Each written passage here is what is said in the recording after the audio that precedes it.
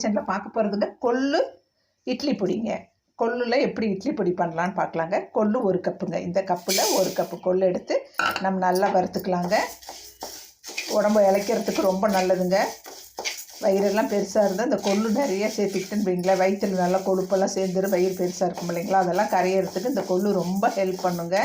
நம்ம கொள்ளு சூப்பு குடிக்கலாம், கொள்ளு சுண்டல் சாப்பிட்லாம், இப்படி இட்லி பொடியும் பண்ணி சாப்பிட்லாங்க. உடம்புக்கு ரொம்ப நல்லதுங்க. கொள்ளு கடைஞ்சி கூட சாப்பிட்லாங்க. நம்ம இது நல்லா வறுத்துக்கலாங்க, செவக்க வறுத்தரலாங்க.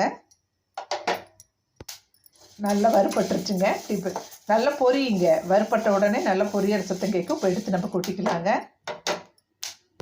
இப்போ அடுத்தது கடலப்பருப்புங்க. இது குட்டி கப்பில் கடலப்பருப்பு 1 கப்புங்க. நம்ம பெரிய கப்பில் கொள்ளு போட்டோங்க, இது குட்டி கப்புலேயே போட்டால் போதுங்க. கொள்ளு தான் நிறையா இருக்கணுங்க கொள்ளு பொடிக்கு, இட்லி பொடிக்கு. இது இட்லி தோசை எல்லாத்துக்கும் சூப்பராக இருக்குங்க. இதையும் நல்லா சிகப்பாக வறுத்துக்கலாங்க. இதுவும் நல்லா வறுப்பட்டுருச்சுங்க. இதையும் எடுத்து கொட்டிக்கலாங்க. இதே சின்ன கப்பில் 1 கப்பு உளுந்துங்க. இதையும் நல்லா வறுத்து எடுத்துக்கலாங்க. இதுவும் நல்லா நம்மளுக்கு டேஸ்ட்டு கொடுக்குங்க.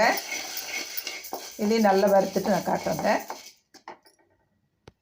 இது நல்லா வறுப்பட்டுருச்சுங்க. இப்போ இதையும் எடுத்து கொட்டிக்கலாங்க. நம்ம அடுத்தது எள்ளுங்க.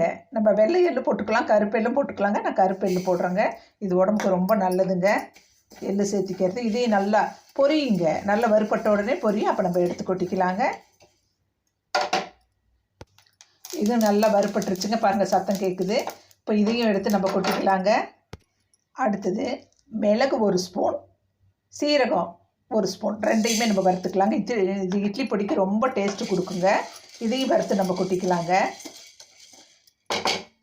அதோடய இந்த பெருங்காயத்தூள் போட்டுக்கலாங்க. பெருங்காயம் ரொம்ப நல்லதுங்க. இதையும் நல்லா வறுத்துக்கலாங்க. இப்போ இது அப்படியே வறுப்பட்டுருச்சு. நம்ம எடுத்து கொட்டிக்கலாங்க. அடுத்து வரமிளகாங்க. ஒரு 15 வரமிளகாங்க. அவங்கவுங்களுக்கு காரத்துக்கு தகுந்த மாதிரி மிளகா போட்டு வறுத்துக்கோங்க. இது நல்லா பொறுன்னு வறுத்து நம்ம எடுத்து கொட்டிக்கலாங்க. இது அவ்வளோ டேஸ்ட்டாக இருக்குங்க இந்த கொள்ளு இட்லி பொடி. இட்லி சுட சுட செஞ்சுட்டுங்க இந்த பொடி போட்டு நல்லெண்ணெய் ஊற்றி சாப்பிட்டா அவ்வளோ எம்மியாக இருக்குங்க. இதையும் எடுத்து கொட்டிக்கலாங்க. உப்பு சுவைக்கேற்ப உப்புங்க. இந்த இட்லி பொடிக்கு தகுந்த உப்பு போட்டு நம்ம வறுத்துக்கலாங்க. இது வறுத்து தாங்க போடணும் இட்லி பொடிக்கு. வறுத்து நம்ம எடுத்து கொட்டிக்கலாங்க.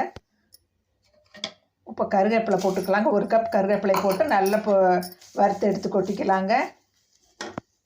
இதை நல்லா வறுத்துட்டு இந்த வடக்கல்லையே விட்டுறோங்க, பொறுன்னு ஆயிருங்க. இது ஆறுனது மிக்சியில் போட்டு பொடி பண்ணிக்கலாங்க. பொடி ரெடி ஆகிடுச்சுங்க. இதே மாதிரி நீங்களும் பண்ணி பாருங்கள்.